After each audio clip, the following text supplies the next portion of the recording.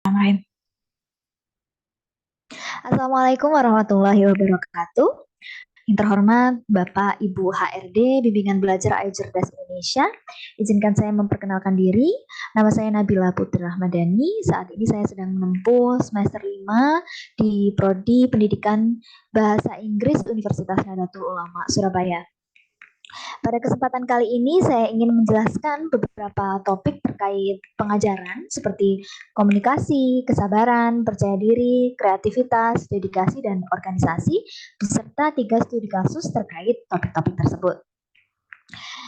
Yang pertama akan saya jelaskan adalah mengenai komunikasi. Komunikasi pada dasarnya merupakan proses pertukaran ide, pandangan, fakta, perasaan, dan lain-lain di antara orang-orang untuk menciptakan pemahaman bersama.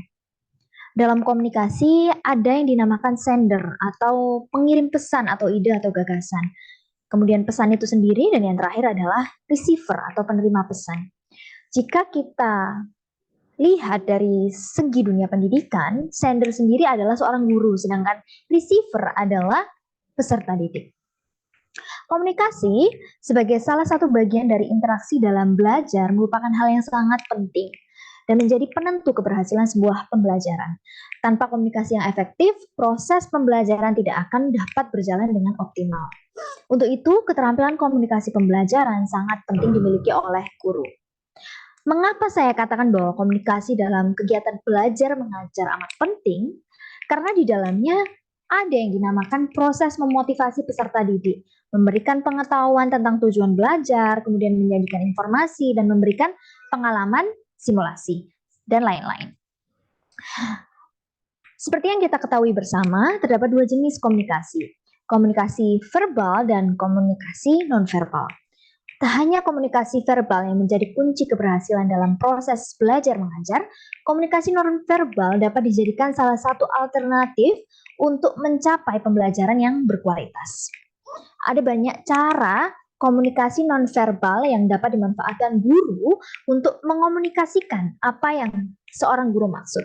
Seperti mengangkat alis sebagai tanda marah atau tersenyum sebagai tanda suka, atau juga bisa mengangkat bahu sebagai tanda tidak peduli atau tidak tahu. Lalu bagaimana komunikasi yang efektif itu? Stuart L. Tubbs dan Sylvia Moss dalam ALWI tahun 2011 menjelaskan bahwa untuk membangun komunikasi yang efektif setidaknya harus menimbulkan 5 hal. Apa saja 5 hal tersebut? Yang pertama adalah pengertian, kemudian pengaruh pada sikap, kemudian kesenangan, hubungan yang semakin baik, dan yang terakhir adalah tindakan. Dalam komunikasi yang efektif, pengertian menjadi kunci utama sebagai penentu keberhasilan suatu komunikasi. Pengertian secara sederhana diartikan bahwa penerima komunikasi dapat menerima pesan sebagaimana yang dimasukkan oleh komunikator dan tidak disalahartikan. Contohnya ketika guru mengucapkan atau menjelaskan dengan menggunakan kata-kata yang membingungkan dan tidak mudah dimengerti oleh siswa atau bahkan menimbulkan logical fallacy. Kemudian yang kedua, komunikasi berarti efektif jika dapat mempengaruhi sikap seseorang. Contohnya seperti saat khotib sedang berkhutbah yang dapat membangkit sikap. Nah, hal ini juga dapat dilakukan oleh seorang guru terhadap siswanya dengan cara yang sederhana seperti memberikan motivasi, kisah-kisah motivasi dengan mengomunikasikannya secara serius dan menyenangkan. Kemudian yang ketiga adalah mengenai kesenangan.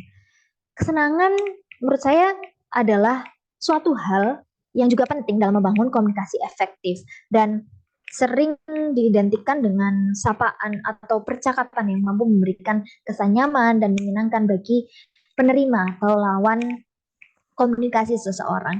Dalam konteks pembelajaran, hal ini dapat dilakukan oleh guru dengan menyapa dan berbicara kepada peserta didik dengan merangsang rasa kegembiraan mereka. Kemudian yang terakhir adalah puncak dari efektifnya suatu komunikasi, yaitu tindakan dari lawan bicara. Dalam konteks guru dan siswa, komunikasi berarti efektif jika siswa menunjukkan tindakan dari apa yang dikomunikasikan. Tindakan dapat berupa penyampaian melalui kata-kata atau perilaku.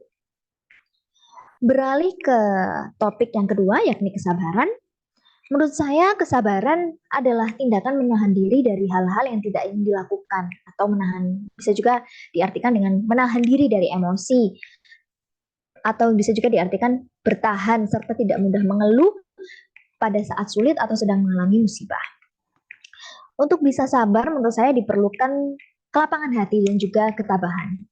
Saya mengartikan menahan diri dari emosi di sini sebagai sifat tidak lekas marah, tidak lekas putus asa, tidak tergesa-gesa, dan tidak terburu nafsu. Bagi guru, sabar adalah sifat utama yang harus dimiliki. Guru yang sabar dapat dipastikan akan membuat murid-muridnya merasa nyaman dan tenang.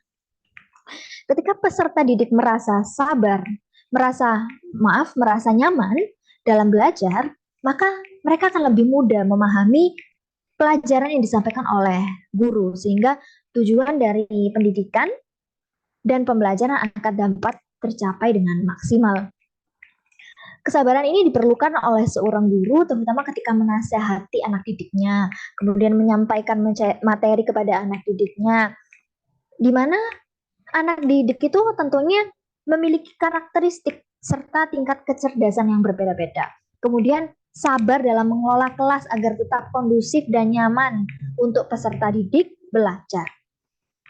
Menurut saya menjadi guru yang sabar itu adalah pekerjaan yang tidak mudah. Perlu yang namanya kesadaran, niat, serta refleksi dan evaluasi diri. Kita sangat perlu menumbuhkan kesadaran bahwa setiap murid, setiap peserta didik itu memiliki keistimewaannya masing-masing dan keunikannya masing-masing. Setiap siswa tidak bisa disamaratakan penanganannya atau treatmentnya sebab mereka memiliki kebutuhan yang berbeda-beda. Berikutnya adalah tentang niat. Sikap sabar dalam menghadapi murid yang nakal di sekolah dapat juga terbentuk dari niat guru dalam menjalankan tugas. Menjadi guru bukanlah sekedar profesi yang dapat menghasilkan uang setiap bulannya. Lebih dari itu, mendidik dan mengajar siswa adalah sebuah misi yang mulia karena guru dapat berkontribusi dalam mencetak generasi-generasi penerus bangsa yang berkualitas. Menjalankan tugas pokok dan fungsi sebagai guru juga dapat dikategorikan sebagai ibadah. Oleh karena itu, kesabaran sangat dibutuhkan sehingga guru dapat menjalankan peran-peran penting dalam mendidik dan mengajar dengan sebaik-baiknya. Dan yang terakhir adalah evaluasi diri. Sebagai guru, kita harus bertanya kepada diri kita sendiri, apakah saya sudah menggunakan strategi mengajar yang tepat bagi siswa saya? Sehingga ketika siswa mengalami kesulitan dalam memahami apa yang kita terangkan di kelas, kita tidak mudah mengatakan, ia tidak bisa karena tidak belajar, atau ngaran dalam bahasa Jawanya, ngarani dek gak iso, pasti mergo gak sinau atau males sinau. Begitupun juga jika ada siswa yang suka membuat ulah di kelas atau membuat gaduh di kelas. Sebaiknya kita sebagai guru tidak menyatakan bahwa siswa tersebut adalah pembuat onar. Namun, tanyakan kepada diri kita sendiri apakah guru sudah mengajar dengan menyenangkan dan tidak membuat siswa jenuh. Menurut saya, kesabaran adalah kesabaran dalam kegiatan belajar mengajar tidak hanya penting dimiliki oleh guru, namun juga penting dimiliki oleh peserta didik, terutama ketika mereka memiliki keinginan yang sulit untuk dicapai, sehingga mereka tidak mudah putus asa atau frustasi. Beralih ke topik yang ketiga, yakni percaya diri. Menurut saya, percaya diri adalah suatu keyakinan terhadap kemampuan diri sendiri. Kepercayaan diri ini penting dimiliki oleh guru dan peserta didik. Mengapa demikian? Pada lingkungan sekolah, guru merupakan figur yang dapat dicontoh dan dijadikan tempat bertanya, khususnya bagi setiap siswa. Oleh karena itu, seorang guru harus memiliki kesehatan fisik, mental, dan memiliki kepercayaan diri yang tinggi. Seorang guru yang memiliki kepercayaan diri akan dapat dengan mudah mengekspresikan segala potensinya secara penuh dan ia tidak akan merasa ragu atau bahkan terkekang. Menurut pandangan saya, selain memiliki kewajiban untuk membangun kepercayaan terhadap diri sendiri, seorang guru juga hendaknya membantu perkembangan kepercayaan diri peserta didik. Nah, sebagai seorang guru kita dapat melakukan pendekatan komunikasi antar pribadi baik secara verbal maupun non-verbal. Contohnya dengan memberikan dukungan, penghargaan, pujian, motivasi yang dibarengi dengan sentuhan-sentuhan kasih sayang seperti mengusap kepala mereka, menepuk pundak, memberikan jabatan tangan kepada mereka ketika mereka berhasil meraih sesuatu. Atau secara kata-kata kita bisa mengatakan, ih pinter ya, good job atau well done, seperti itu. Semangat latihannya, jangan takut salah ya, karena manusia tidak ada yang sempurna. Seperti itu yang bisa kita lakukan. Kemudian beralih ke topik selanjutnya yakni kreativitas. Bagi saya, kreativitas adalah sebuah kemampuan untuk menciptakan sesuatu yang baru, baik itu berupa karya nyata atau gagasan yang sudah ada. Kreativitas juga menjadi penentu bagi kesuksesan proses belajar mengajar. Seorang guru diharuskan memiliki kreativitas yang tinggi. Apa pentingnya sih kreativitas bagi seorang guru? Menurut saya, guru yang kreatif dengan yang kurang kreatif itu akan sangat terlihat berbeda. Keunggulan ini akan membuat siswa rindu untuk berjumpa dengan mata pelajaran yang kita ajarkan di dalam kelas. Hal ini akan meningkatkan ketertarikan siswa untuk terus mempelajari mata pelajaran yang diajarkan oleh kita sebagai guru. Dalam proses belajar mengajar, seorang guru dituntut untuk memiliki kreativitas yang tinggi agar dapat menciptakan suasana belajar yang asik, menyenangkan dan tidak monoton, agar siswa itu tidak cepat bosan dan juga lebih mudah dalam menerima pembelajaran atau materi. Guru yang kurang kreatif biasanya akan menyebabkan siswa cepat bosan, ngantuk di kelas, tidak fokus, dan akhirnya mereka bisa jadi ngobrol dengan temannya sendiri. Kemudian beralih ke topik selanjutnya, yakni dedikasi. Seringkali kita memaknai dedikasi sebagai pengorbanan, baik dari segi waktu, harta, tenaga, untuk mencapai tujuan, dan itu semua tanpa pamrih. Dedikasi seorang guru dapat dilihat ketika ia melayani dan membimbing peserta didik dengan penuh keikhlasan, kesabaran, dan tanggung jawab. Sebab menjadi seorang guru telah kita ketahui bersama bahwa ini malah profesi yang mudah. Tugas seorang guru adalah mencerdaskan kehidupan bangsa. Karena generasi penerus bangsa lah yang menentukan bagaimana kondisi negara ini dalam 10 tahun ke depan, 20 tahun ke depan, dan bahkan 30 tahun ke depan itu bagaimana. Yang terakhir, topik yang terakhir adalah mengenai organisasi. Menurut saya, organisasi adalah suatu cara untuk menjadikan sesuatu menjadi lebih efektif dan efisien. Dalam hal belajar mengajar, seorang guru harus dapat mengorganisir waktu dan peserta didiknya dengan baik. Ketika guru mampu mengorganisir waktu dan peserta didiknya dengan baik, maka materi akan dapat tersampaikan secara utuh dan tujuan pembelajaran dapat dicapai secara maksimal. Seperti itu. Kemudian yang selanjutnya akan saya jelaskan adalah mengenai studi kasus yang berkaitan dengan topik-topik yang telah kita bahas di sana tadi. Di sini saya akan menceritakan beberapa kasus terkait topik di atas berdasarkan pengalaman saya mengajar pada program Surabaya Mengajar dan pengalaman saya mengajar private. Studi kasus yang pertama adalah terkait kesabaran.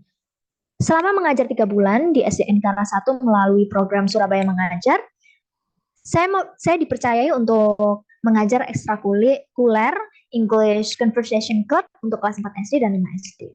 Selama periode mengajar, saya belajar banyak mengenai arti kesabaran dalam mendidik murid-murid ya. Bagi saya mengajar peserta didik usia sekitar 9 sampai 10 tahunan itu cukup berat karena mereka sedang dalam masa aktif untuk bergerak, yaitu terutama ketika anak-anak ini mulai lari-larian di kelas, mulai gaduh, ngomong sendiri dan susah diatur. Dengan suara yang terbatas, saya dituntut untuk mengondusifkan peserta didik agar kegiatan belajar mengajar kembali berjalan lancar. Pada kasus seperti ini, saya dituntut untuk mampu manajemen emosi, tidak mudah marah, apalagi sampai mengeluarkan kata-kata yang kurang pantas kepada peserta didik. Menurut saya, sabar bukan berarti tidak berbuat apa-apa atau membiarkan mereka begitu saja. tetap gaduh. Namun sebagai guru, kita harus bertindak tegas dalam mendisiplinkan mereka tanpa menggunakan emosi.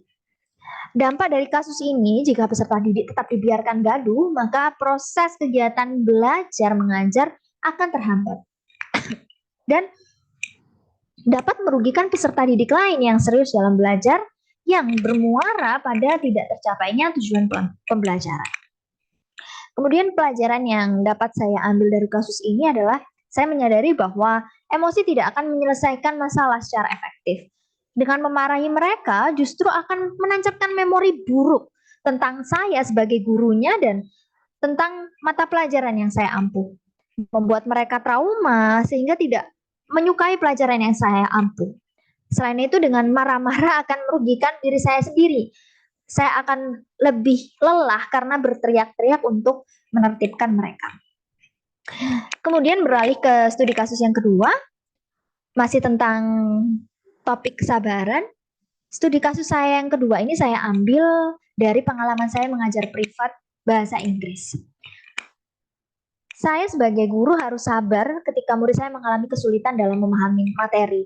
Saya harus mencari-cari metode atau kebutuhan yang tepat bagi mereka.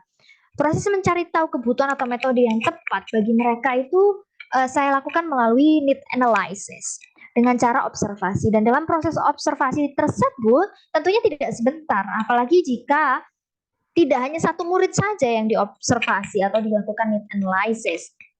Setelah menemukan kebutuhan atau metode yang cocok bagi mereka, saya harus bersabar menghadapi tantangan yang muncul dalam pengaplikasiannya. Saya mengartikan sabar di sini sebagai sikap tidak tergesa-gesa, sehingga proses belajar mengajar menjadi lebih santai dan sesuai dengan alurnya. Dampak dari kasus ini, jika need analysis tidak dilakukan dengan penuh kesabaran, maka anak-anak akan kesulitan menerima mata pelajaran yang karena anak-anak dipaksa untuk mengikuti apa yang kita mau, bukan yang mereka butuhkan. Kemudian pelajaran yang dapat saya ambil dari kasus yang kedua ini adalah tergesa-gesa merupakan hal yang tidak baik dilakukan dalam kegiatan belajar mengajar karena hasilnya tidak akan maksimal pada peserta didik. Kemudian studi kasus yang terakhir adalah saya ambil dari pengalaman saya ketika mengajar di SDN Karna 1 Surabaya. Saya melihat bahwa guru-guru di sana masih cenderung primitif dalam memanfaatkan teknologi pembelajaran yang disediakan oleh sekolah, sehingga kegiatan belajar mengajar yang dilaksanakan itu masih konvensional, masih menggunakan papan tulis saja. Kemudian guru juga masih menjadi sumber utama peserta didik dalam mencapai ilmu atau mencari ilmu. Padahal sekarang kita sudah berada di masa merdeka belajar atau student-centered learning. Kemudian saya mencoba untuk menanamkan nilai-nilai kreatif melalui proses pembelajaran yang saya terapkan dalam kelas. Selama mengajar, saya selalu menggunakan media pembelajaran yang bervariasi seperti belajar sambil menonton film atau video melalui YouTube. Kemudian juga saya menerapkan beberapa game untuk materi-materi pembelajaran bahasa Inggris. Mengapa saya berikan variasi-variasi tersebut? Ya, tujuannya adalah agar peserta didik saya itu tidak mudah bosan dan lebih tertarik dengan pelajaran yang saya berikan.